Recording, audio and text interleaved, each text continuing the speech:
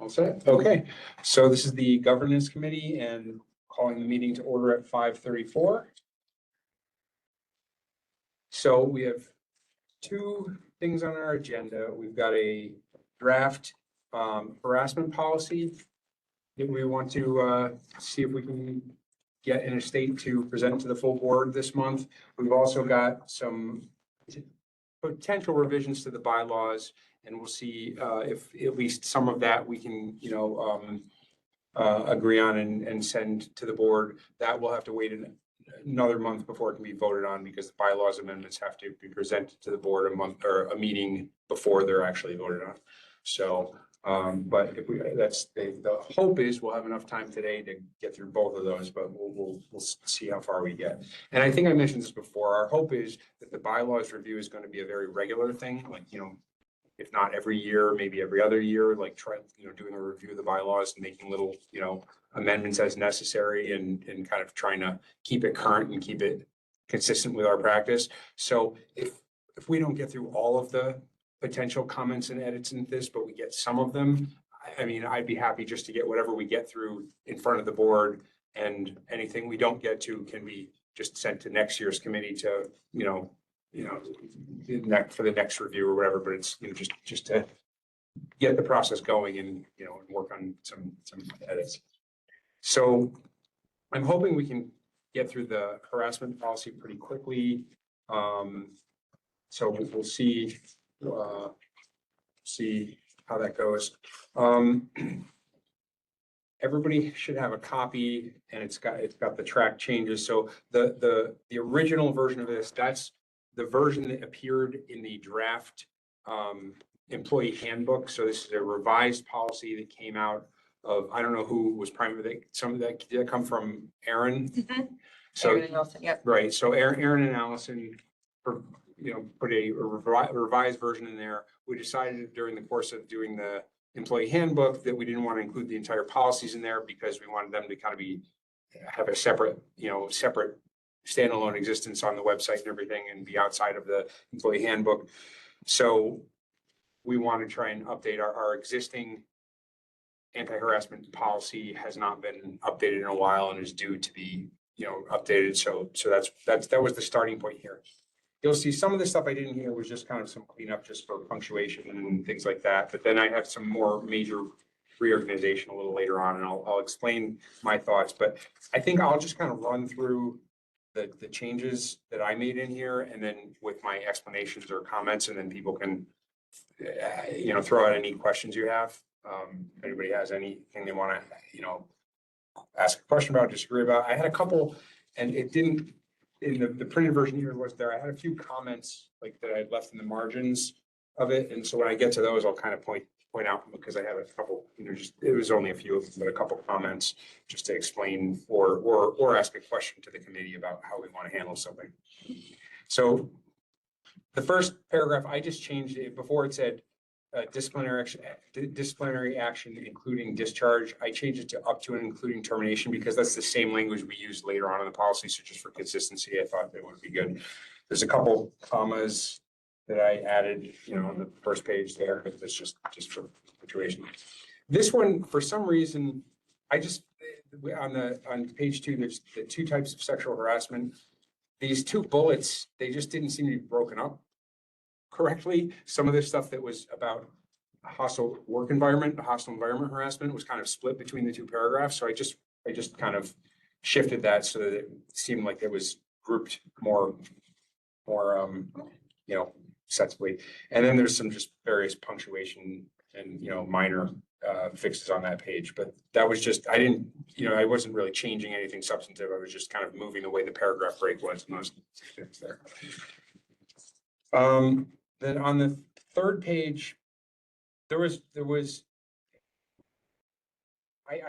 only real substantive thing there is I added the words response to, because the way it was phrased before, I thought it sounded really weird because it just sounded like assisting in discrimination was not what we wanted to say. Or yes, you can't retaliate against someone for assisting in response to discrimination. That so I thought that would kind of make that more clear.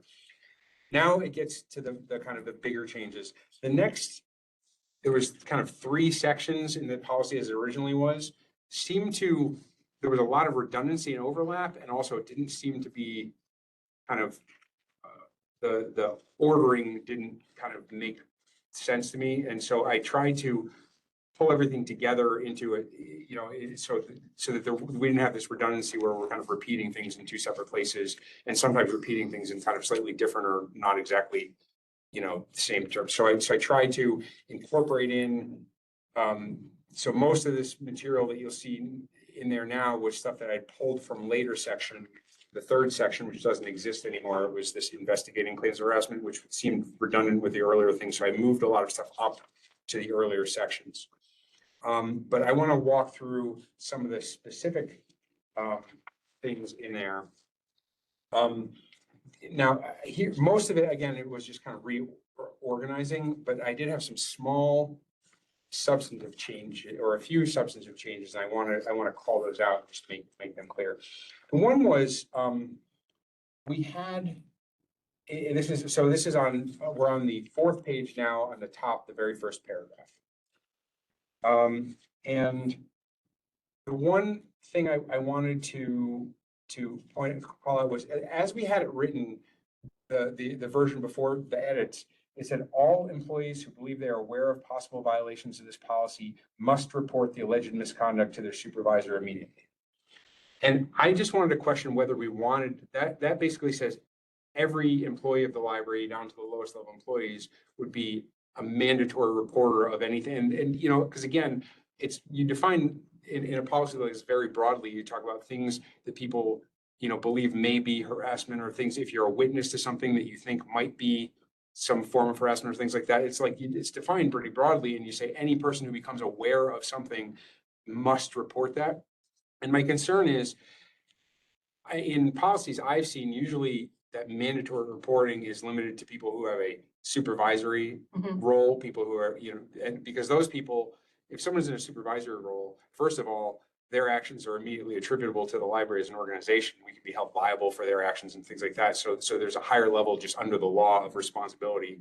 And, the fact that they have a supervisory authority, you kind of expect more responsibility out of. If you're going to supervise people, then you need to be in a position where you're going to report things up the chain and do that. The concern with applying it to everybody is that it could potentially have a deterrent effect on people. If, we say, if you become aware of something, or you become aware of something that may implicate this policy, you are mandated under this policy to immediately report that. And we say you immediately report this to your supervisor. And the issue is, what if somebody sees something that maybe makes them a little uneasy? They're not really sure if it's something that they should report or not. Maybe they're new here, and they see something that kind of rubs them the wrong way, and they're not sure. And so they don't say anything because they don't want to ruffle any feathers or do anything. And then later, somebody else reports it or comes up or whatever. Are they in a position where they say, if they get, say, interviewed, or somebody asks them about it, where they feel like, if I kind of come forward now as a witness to this, or say, oh yeah, that made me uncomfortable too, or whatever, am I just saying I violated the policy over here because I didn't report this when I was supposed to? Am I, putting myself out as having, does it make people kind of reluctant to come forward later because they're technically violating the policy for not coming forward earlier? So I'm wondering if there's kind of a halfway happy. Yeah. Because if there's something that, I like the idea of they must and immediately. But if there's something in here that we could add that's if you fail to do so, you're not going to be in trouble if you don't. Because in a recent situation, we did have people that knew about it and never reported it until investigations went on. Right, Right. right. So I don't know. Yeah, and that's, so that's where it's you do want to encourage people definitely to, if they see something that's wrong, or become aware of something, even if it wasn't something they witnessed themselves, but they become aware because it's kind of going through the grapevine or whatever, you want people to come forward with things. But at the same time, would you say that those people that you're talking about now, should those people be deemed to have violated our policy? Like, is that something that, you would discipline them for or put a warning on? And that's the Like, point, yeah, like I wouldn't have you disciplined wouldn't, anybody, right? but But I wonder if the wording, like I said, if there's somewhere like the wording is strong enough that, you're like, hey, you know what, I have to report this. But you're not gonna be in trouble if you don't, like yeah, it's tough. That's a tough thing to like. It's toothless then, right? yeah, It's hard to say it's mandatory if you're also gonna tell them, but you won't be punished if you don't. Like, how mandatory is that really? But I get what you're saying. And it's like, how do you, what's the Strongly encouraged. strongly encouraged? Is there a way to even more strongly that, like, I don't know. I don't know how you really strongly encourage people without saying, yeah, but if you didn't, you're gonna be in trouble. That's a penalty, right? Yeah. yeah. So that was my attempt to just say, look, we still want these people to report things, but we don't want to tell them you're in violation of the policy if you didn't, if you're a low. No, level I individual. understand, yeah. So I'm open to, if we can figure out a better way to say it, but that was just my thought, was just kind of limited to the supervisory, managerial, those employees, they have a mandatory That I agree with, reporting yes. requirement, and I'm good with that. That's, I'm totally good with that, but I felt like lower level employees, Mm. I don't know. I understand. Um, The word should that just be changed as encouraged to report it to the next in line instead of should is sort of like must? Yeah, I feel like should is, well, I mean, well, Or that, encouraged, Be consistent. well, well, that was just saying like what to do if you can't, because first we said you're encouraged to report it to your supervisor. And then we're saying if the supervisor is not someone you're comfortable reporting to, then you should report it to the next person or whatever. So I don't think should, it doesn't bother me there, but I'm okay with changing if we think. I think it fits in the context of that paragraph. I'm okay with that. Yeah. So then the next paragraph, a lot of that was, We're leaving.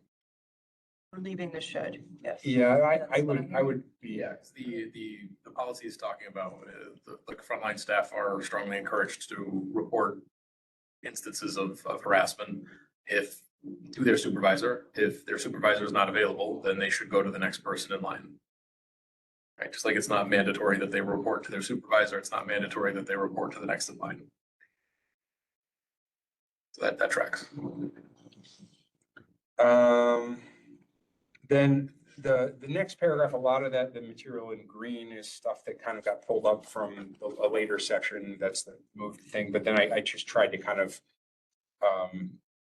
reorganize it a bit to make it read. But this is basically the part dealing with supervisory employees and telling them that they have this mandatory reporting duty that they have to do. It's a little messy to read with all this straight throughs, but In general, I'd like to see supervisor decapitalized. Yeah, I'm good with that. I don't know why that. Yeah, okay. Let's Very couple of, yeah, I don't know why supervisor's capital, but manager is Manager's not. not, yeah. Yeah, it's a couple supervisors. Yep. Not sure why, but all right. You find I'm lowercase. just gonna lowercase supervisor everywhere and in those, I think I see 3 of them. Unless I missed any, but. Yeah, there's just while we're in proximity to it, bottom of page 3, reporting discrimination, harassment, retaliation, just harassment, discrimination, retaliation. Just to keep it consistently displayed throughout the document. Oh, the ordering you're talking about? Yeah, that's all. Oh, yeah, okay. So just reorder that. Harassment, discrimination, retaliation. Yeah. While we're mentioning that, do we have a thought on what the name of this policy should be? The policy we have currently on the website is called the Anti-Discrimination and Harassment Policy. In the section of the handbook, that section of the handbook is called Harassment/Discrimination/Retaliation. And it refers to the library's Harassment/Discrimination/Retaliation policy. So we could. I would say to keep it consistent with Could the call it handbook, that yeah. and just then we're consistent. So maybe Yeah. title of this policy, maybe call it the Harassment, Discrimination, Retaliation Policy. Just to, for consistency, I don't know, thought I'd throw that out there. I think that's fine. What's that? So I think that's fine. All right. Then the next section down, on this, we're still on page 4. So this is the section that's investigating allegations of harassment, discrimination, or retaliation. And, this section, you'll see a bunch of the stuff, I've kind of tried to incorporate stuff that was in the following section and pull it up and incorporate it into this section. And we can kind of go through the specific ones. One thing I wanted to ask about is the very last line on this page, we have this, the library, the last line, sorry. Investigations will be conducted by human resources and or the compliance officer.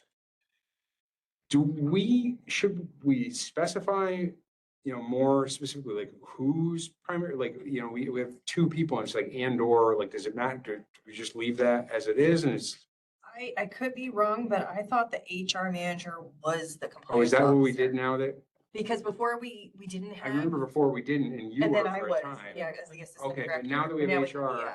so maybe we strike out that and or the compliance? I would think so. officer? It just goes right to HR. And just say it'll be conducted by human resources. Yeah. Okay, that's good, because I like it just to be clear and, so, okay, so that's. Okay, I'm good with that. All right, so. All right, so that brings us to the numbered list.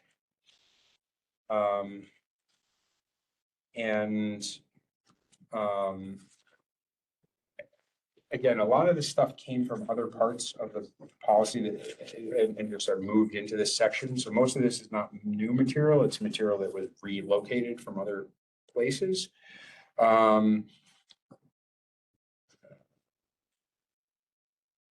So let me just through. Yeah, for some reason, this is a number 5. In one place in the policy, we said that this will be done, the investigation of report will be submitted within a reasonable period of time. And in a different place, we said it'll happen within 30 days. So it just figured we'd just stick with the 30 days and not have two different things.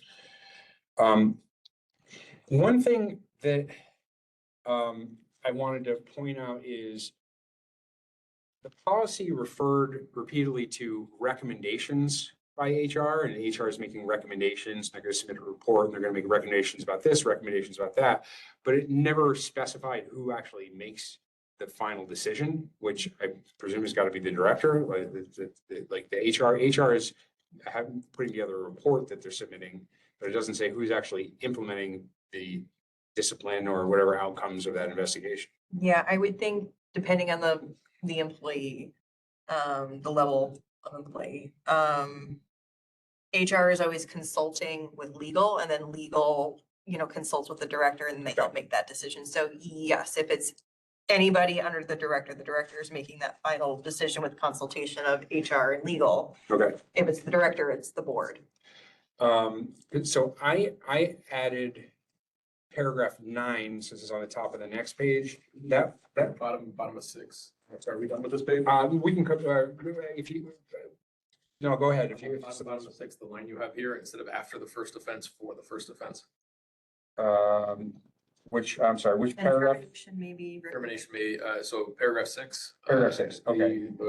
Recommended after the first offense, recommended for the first offense. Okay, sure. Yeah, that's clear. Yeah, that was the intended meaning, but yeah, okay, that's a good edit. Correction. Instead of saying after the first offense, say for the first offense to make clear. Because if it's that severe, after can be a little ambiguous there, so that's better. There was something else I wanted to mention. About 9. Yeah, but actually, well, if we want to, before we finish this page, just one more thing. In paragraph 7, that change that I made in paragraph 7, that was something I had made because it seemed really questionable when we're saying the investigation is inconclusive or we determine there's been no violation of policy, but problematic, potentially problematic conduct may have occurred. And then it says it may recommend appropriate corrective and or preventive action. Corrective action, which is, that's like Something did happen typically in more this. like disciplinary. Like if we're saying, somebody's cleared of actually violating any policy, but we're still going to impose corrective action on them, or it's inconclusive and we can't find the, whatever, but we're still going to, like, imposing discipline after you've had an investigation and found that you couldn't find it, that seemed questionable to me. So preventive action, that makes sense. But I feel like, that's kind of a due process issue if we're saying like, well, we couldn't find that you did anything wrong, but we're still gonna punish you. Like that rubbed me the wrong way. So that's why I did that one. I have a question Yeah. about paragraph 4, and it's just kind of going back to just like how strong of the wording. Employees are required to participate fully in an investigation. What do we do if they don't? Like, what if they're like, I don't want to, like, they come to the meeting, they're like, I don't want to speak. Coordination. Okay. Yeah, I think, and that was language that had previously, because that actually was on a different page. That was moved language that we had before. It said employees are required to participate fully in an investigation under this procedure and provide accurate, truthful, and complete information. So that was kind of relocated. That wasn't new language that I added, but it's a good question. I mean, I think. But what if they're the victim? Like, say you have somebody who is like, hey, I witnessed this. They go to, HR and they, give their, report, and then they interview the person who is the victim. The victim is like, I don't want to say anything. Like, would we write them up for insubordination? Like, isn't that retaliation? I mean, I don't know where you draw the line on that, because you can require employees to, if they're, witnesses or know things about like misconduct at the library or whatever, you can definitely require people to, have to participate in an investigation, but where do you draw the, I mean, I don't know if some of that is just kind of, I don't know. It's a good question. Like, I don't know if that's just a practical, like, or just like just have to leave that to kind of as a judgment matter of the people who are investigating to like, if it's somebody who's, Yeah. you know, I'm just trying to, like I said, yeah, it's a good learn question. and grow and. No, that's yeah. a, There's gotta be a lever if like there's something Would happening. you just say maybe asked to participate? yeah, I think Instead of the idea is required. normally it's like, it is like, let's say you have the example, here's the hypothetical, right? You have two employees who work together a lot and are very friendly with each other. They're very good friends. They've worked together for a couple of years, whatever. One of those two employees is accused of some sort of harassing behavior or whatever, and that other person is said to have witnessed it and been there. Mhm. You call that other person in and you want to say, what did you hear? How did this conversation go? What did they say or whatever? That person can't just say, I choose not to participate. Okay. Right? Because you say, no, that's not your choice. You're an employee here. You witnessed something that's subject to investigation. You need to tell us what happened, like what you saw, what did you hear? What did you see? You're allowed, they can't just be like, well, no, I choose not to participate. Like that's not your choice, right? Like, I think that's what we're trying to say is like, if you're, asked to participate in this investigation, that's not an option. You have to participate in the investigation, right? Like that's where that's I think what we're trying to convey by saying that's my assumption. That's how I understood it. Again, this language here, employees are required to participate fully in an investigation. I think that's what, you can't just stonewall the investigator and just say, no, we're not gonna, Yeah. gonna participate. Well, that itself is kind of like, but There are What if they do? Yeah, again, you can't, people can always lie if they, Right. or whatever, there's like, you You can't. say, I don't know anything. Yeah. Somebody can always go in and you can always ask somebody, whether they're the person who's accused or whether there's somebody who, was a witness or whatever. Somebody can always be like, oh, I didn't hear anything, or I don't remember, or I didn't see. I mean, what are you gonna do? Can you prove it? Can you whatever, that's always a concern. But I mean, you can at least tell people that they have to, you have to participate in this, and you have a requirement to, you are required to truthfully participate in this. Mhm. Can you prevent people from, if they really don't want to, from kind of, saying they don't remember, they didn't see anything? I mean, no, as a practical matter, but is there a compelled speech concern because we are a public entity? no, because this is an employment matter. So this is not, this is not speech on a matter of public concern or things they're doing in their own personal capacity. This is like a pure employment issue between an employer and an employee. So I don't think there's it's not a First Amendment issue there. Yeah, I think that's fine. I think it's fine the way that it stands, and it gives the option of, it can certainly be judged on a case by case basis if somebody is or is not willing to participate for whatever reason. We don't outline specific consequence in here. I don't think we need to. I think we just leave it open that Mhm. You are required, well, you're in violation of the policy. What is the disciplinary procedure for violation of policy up to an insubordination seems to fit. But, you know, we don't have to spell that out. We leave it at the discretion of the folks that are doing the work. So then if we get to the top, do you have, yeah, sure. Are we striking legal? Oh, so that was, so, She says that she likes to. and that's, and maybe we wanted, I wanted it to just be, well, there's a couple, where was I? You're at 7? This is, Barb's asking about the end of 5. Oh, sorry. Right? And before it said the person doing the investigation will submit the report of the findings to the director/legal. And that seemed to me, like, first it was like ambiguous, like, does that mean they submit to both of them, or is it one or the other, or like I how? want to say something in here like, or in case of the director's implication to legal. So, yeah, I hadn't thought about that, and maybe we come back to that in a minute, because we might want to. That's a good, maybe we can put some, Right, because the director is the board's employee and that there's different. yeah, it's different. Yeah, obviously, if there's things that relate to the director can't be the one, but nobody, you can't have somebody that's below an employee serving below the director being the one passing judgment on the director eventually, like it has to go up to the board level at that point. Sure. So I think, do we, To the director and if necessary, legal. yeah, I maybe, think. I mean, Something like that would be better. So because in most cases, I'm guessing, if this is serious enough to warrant an investigation, they're going to want to have backup legal protection for themselves as well. the way I see it is I feel like, and I'm open to, disagreement, where we, like this, but just the way I think of it is basically the policy, who the policy governs and the decisions that are being made, ultimately it's all like, the decisions are the library's decisions and, and legal exists to provide, to advice and guidance.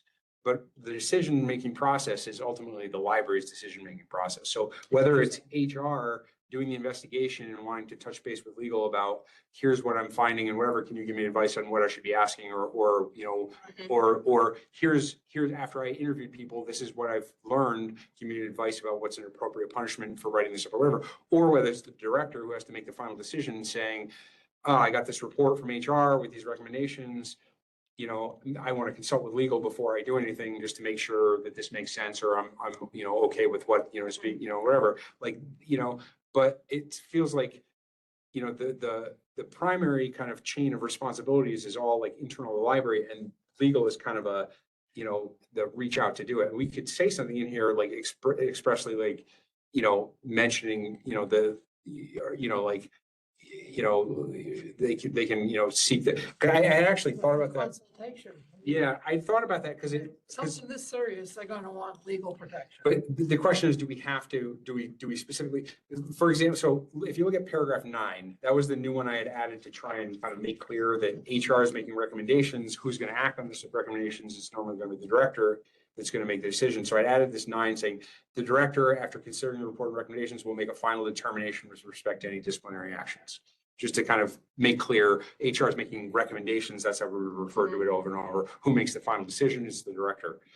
I had thought about and saying the director, after considering the report and recommendations, and if necessary, consulting with legal, will make a final determination, like just to put that in there. But then I was like, is that really necessary? If the director wants to consult with legal, they'll consult with legal. Like, we don't need to say. I see what you're saying. Yeah. So I could go either way on that. Like, I'm okay with adding it in. I was going both ways on it.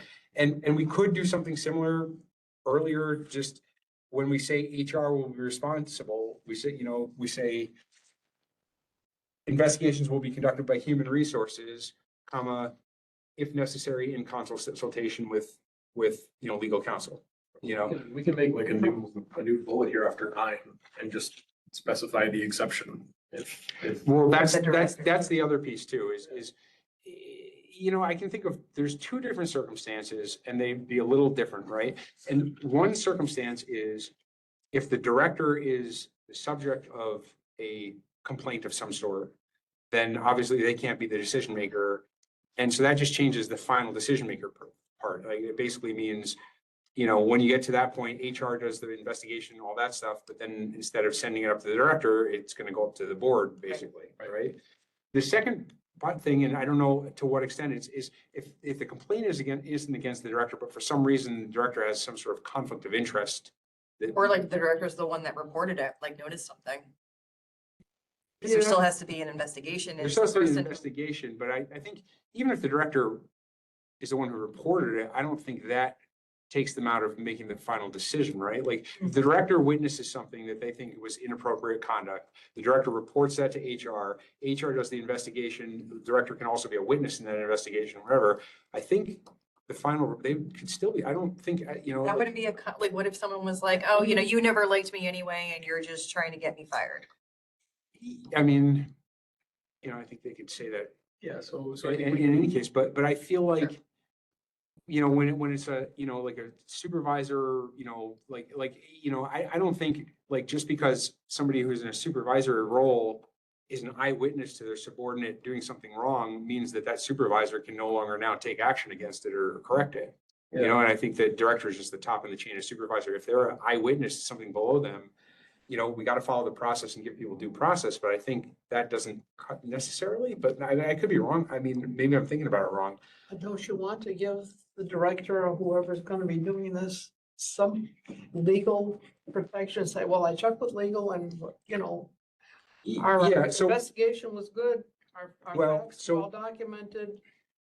Okay, let's do it. well, so if we want to make that clear, then I would suggest we add it in two places. I would say the first one is on the bottom of page 4, where it says investigations will be conducted by human resources.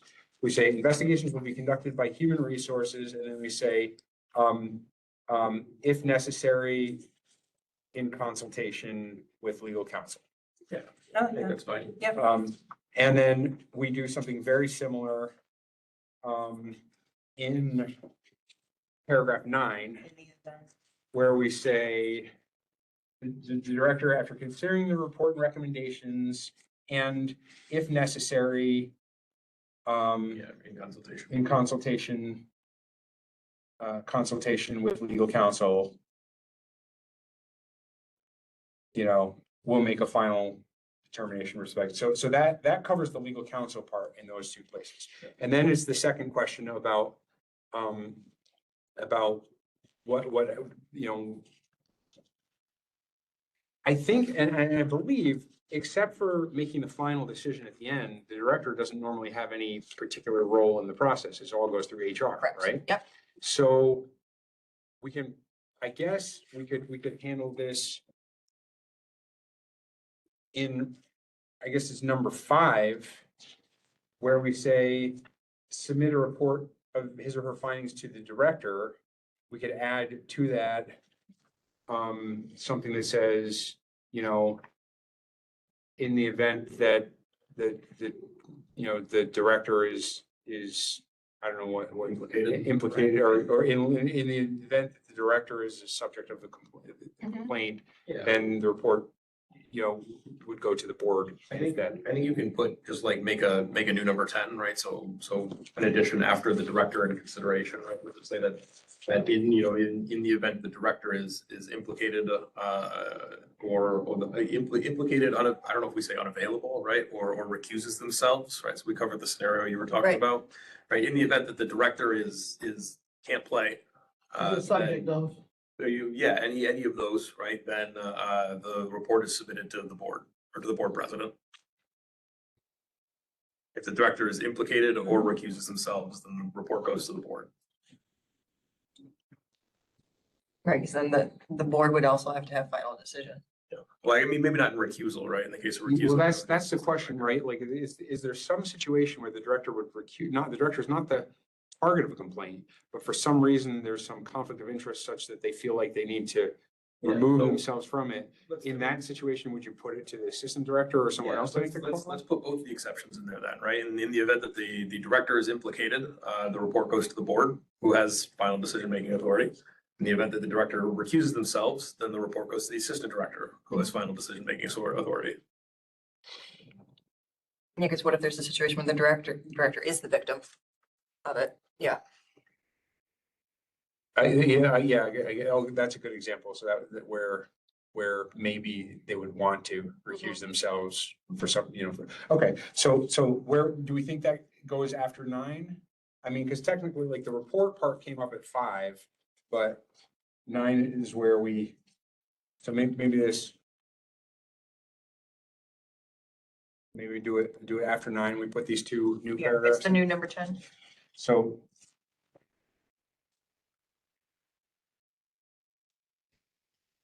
I mean, you can strike director and just put determining authority in 5, and that covers exceptions, or we can just outline the exceptions, like specific overrides general. Yeah.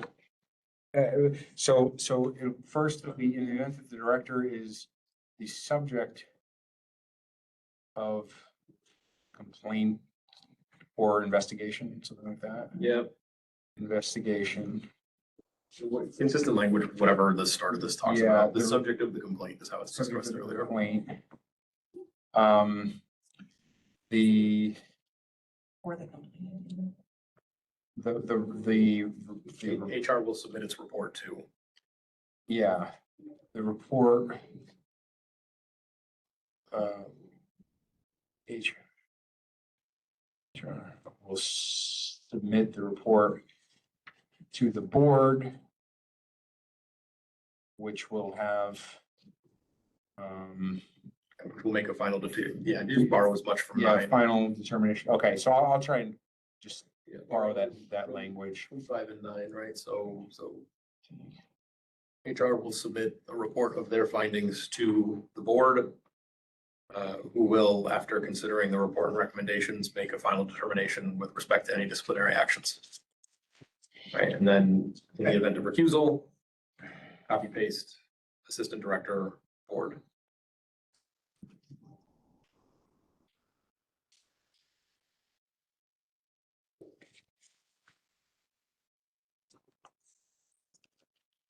All right, I'll try and use that consistent language and I'll write up those new paragraphs to put in there, but that works for me.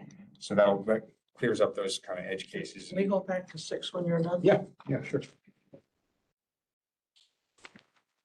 Yes, so, The last one in 6, last red sentence, the severity of the action may not allow rehabilitation, and termination may be recommended for the first offense. Mhm.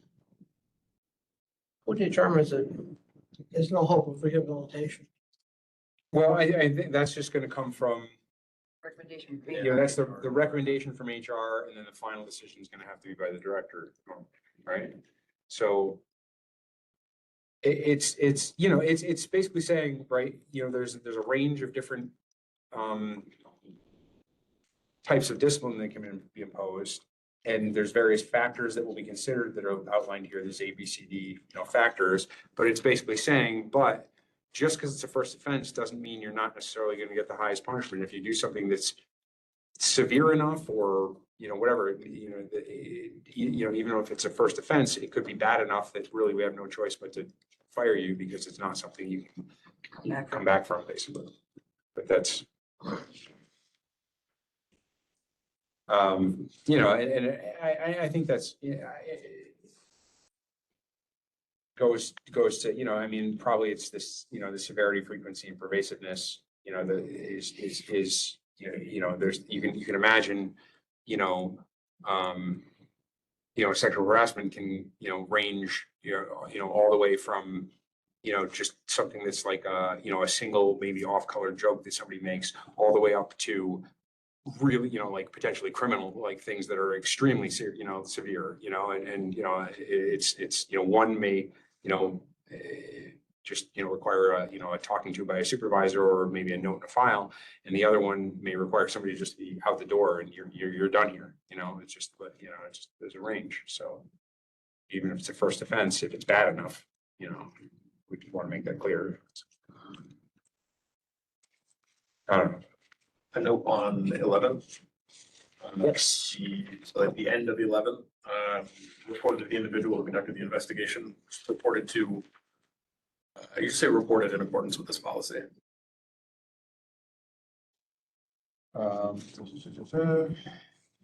Immediately reported. Yeah, I guess that's, yeah, I guess they don't have to. You know, like.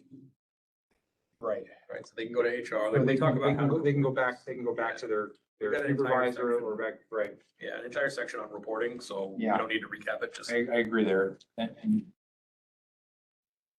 should immediately be reported, just what, Reported reported. in accordance with this policy.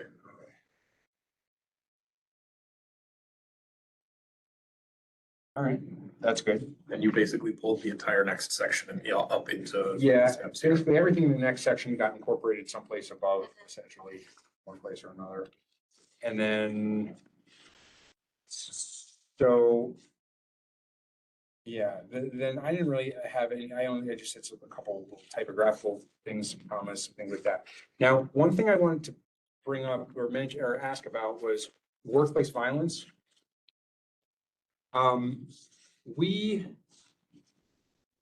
old policy had a brief section that was like a workplace violence policy that was included in the existing, like the current anti-discrimination policy. And our handbook, we pulled out part of okay, so everything, so if you're looking on page, I guess we're on page 6. They're like their number. It's the one that workplace violence is about. Everything in here, going all the way down before training, everything up to training, that all got removed from the current handbook. That got pulled out of the handbook.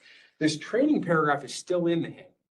And maybe that's where it belongs. Training doesn't need to be in the policy. Maybe training just stays in the handbook. So maybe we chop this training paragraph out of here because it's in the handbook already and we don't need it in here. That makes sense. So, because otherwise it's in both places and that probably doesn't make sense because the current version of this is a page from the handbook and it has that training paragraph is still in here. Everything else is gone, but training is still there. So the training here, because it's already in the handbook. Yep. Workplace violence, this next paragraph from the top of this page, this next paragraph and the one after about reporting violent behaviors, the one that's titled workplace violence and reporting violent behavior, those got pulled out of the handbook and were replaced with just something that says the library has an anti-harassment policy with a section on workplace violence. The current policy can be found on, and it gives there. So I think we, to try and be as consistent as possible with the handbook, we probably want to keep that in here unless we want to have a standalone workplace violence policy. But I don't think it hurts to have it in here, but I don't know what people think about that. But I think those next two paragraphs, currently, we don't have them anywhere. They're not in the handbook is what I mean. And there is a workplace violence thing in our existing anti-discrimination and harassment policy. So I think, it probably makes sense to keep those in there. I think that's fine. I Yeah, think we should that's fine. retitle the policy then. We could do that too. And make it clear that our policy on harassment, discrimination, retaliation, and the workplace violence. Yeah, we could do that too. Okay. And then but then the last two paragraphs, the 911 paragraph and the restraining order paragraph, those ones are still in the handbook, but they seem relevant to a workplace violence policy, but they also, they are so, like, I don't know which place they would belong or both or whatever. I hate to have a lot of, them in both. what? I don't think it Yeah, hurts to I have agree. Yeah, they're pretty short and Yeah. it's not a big deal. So we'll leave it. Okay. So it's basically the training we'll pull out. Training can just exist just in the handbook. That doesn't need to be in the policy, but we'll keep the 911 and the restraining order in. All right. And then title, we'll call it harassment, discrimination, retaliation, and workplace violence. I would ask that we call it the policy on harassment, discrimination, retaliation, and workplace violence. That's fine with me. I'd calling it a harassment, discrimination, retaliation, and workplace violence policy. To me, like, buys this. How we do it. I get you. Okay, policy on harassment, discrimination, retaliation, and workplace violence.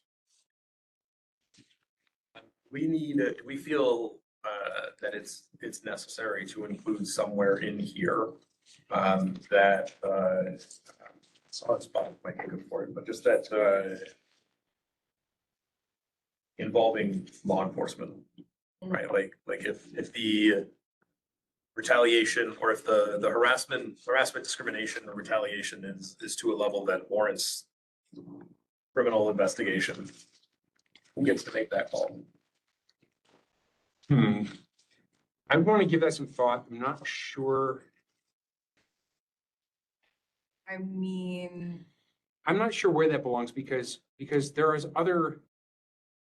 I don't know if we have a policy that addresses that. Handbook that addresses that. There's other things besides. Oh, you got it. That's right here. Legal protection, external remedies. Aside from the internal process at the library that is noted in this policy, Well, employees that's- may choose to pursue legal remedies. That's telling employees they can go elsewhere. I thought your question was when the library is going to specifically report it, because that I don't think we address it here. That's true. I don't know if that's what you were getting, at, but I'm not sure if this is the right place to address that or not, because you can think, there's other things where, like, Sure. for example, you have an employee who's, embezzling or stealing property from the library or whatever, right? That's not workplace harassment or Yeah. discrimination, No, I- but it's something potentially criminal that you could. So I don't know if there's a broader thing where somewhere we have something that says, if, the library, administration becomes aware of, criminal acts, then they, I think we can take the onus to just. So we need a policy for that? I don't know that we do. My I don't know concern that we was to have an outlet in here for employees to know that they can always. Yeah, involve and so I think we're other covered agencies. there, because we also tell them they can go to the, Yeah, the makes state or sense. the federal government on their complaints as well. I And so, think to the other case, we can address it as it comes up. all right, that's fair. All right, is there anything else on this policy, or do we think are we happy with where we've landed on this? Any other edits that we want to add to it? I think if you can circulate the updated copy ahead of the board meeting, probably put that in front of the board week after next. Yeah, okay, yeah. So I will make the updates we talked about, recirculate it to here, and then I can then it doesn't have to be a recommendation from the committee. If we're not voting on a final thing today, we can just one of us, I can do it, or one of us can just put it up for the board to vote on. Okay, that's fine. All right, we don't have a ton of time left, unfortunately, and I do have kind of a hard out here, but maybe we can try and hit a few things on the bylaws and just get a couple things in. It's not a lot of time. Well, I don't know if anybody had thoughts on like priorities of like most important things they wanted to discuss or anything, or we could try and run through these real quickly and get through as much as we can. Any thoughts?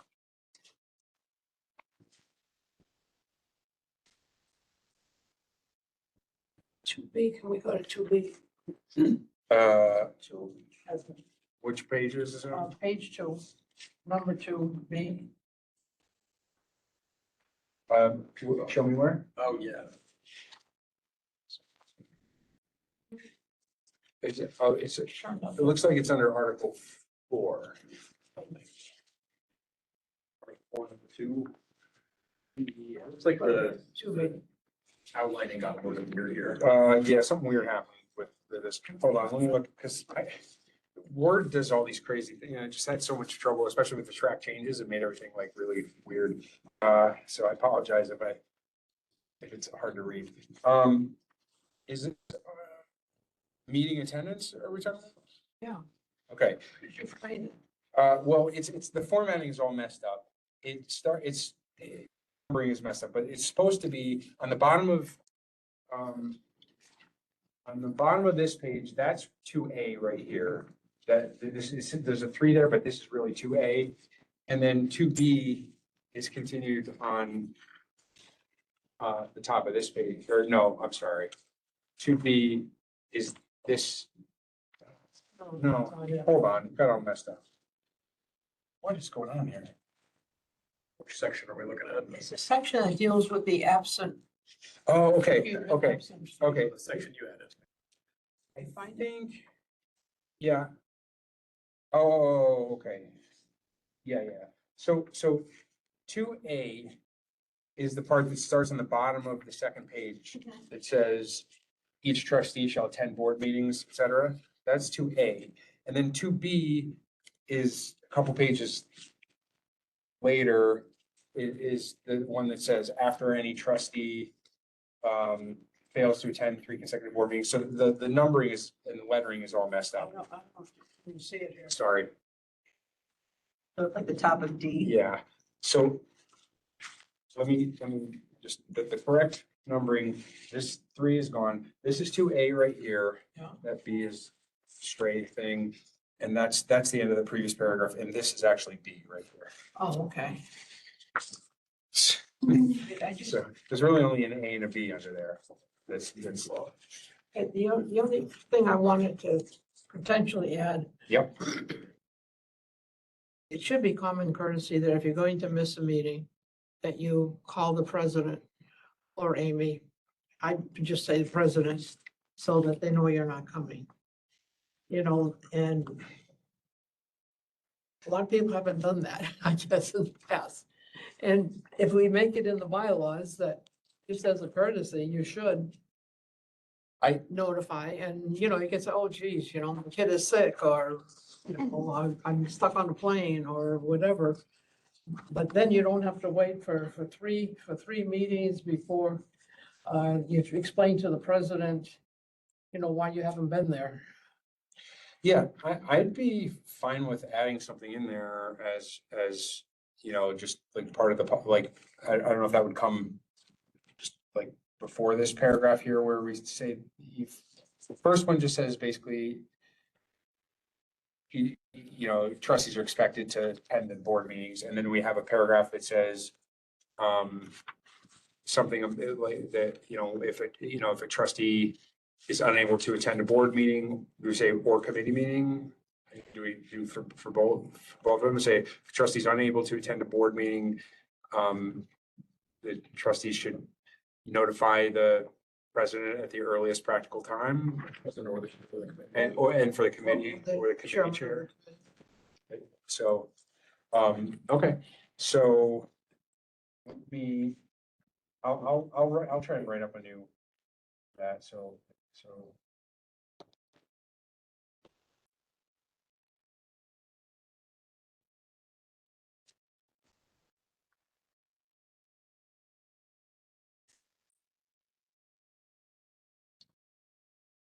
The second note here is we have, I'm not gonna try and, it's under terms of officers.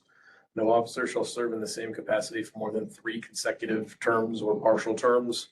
Except the treasurer, but later on, we restrict chairmanship of a committee to 2 years. Yeah, that's how our bylaws have been, and I had actually, it's one of my margin notes I had put on here that didn't come out in the printed copy, but one of my comments was, what page is that on?